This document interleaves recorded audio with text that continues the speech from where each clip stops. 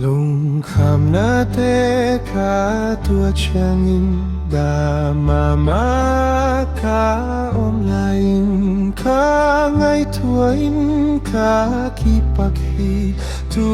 pan hom kho tua zia tu pan ang nom kho tua tu pan ang nom kho tua na kiang abang hiam kalau ding tu panang nom kho tua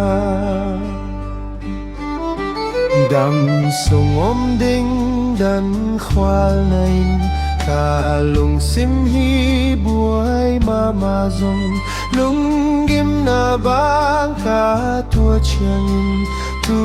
pan hong kho tua zel tu panang nom kho tua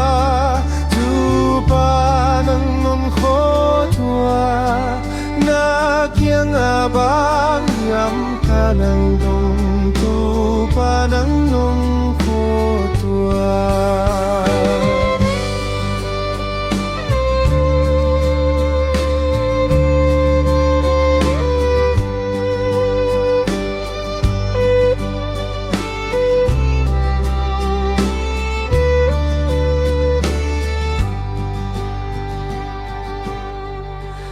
ta khana bang hong om le leng buai na mei pi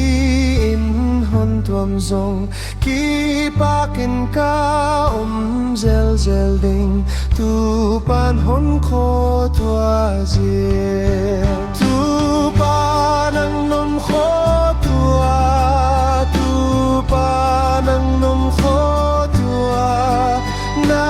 kiang abang yang kalau ding tu panang nom kho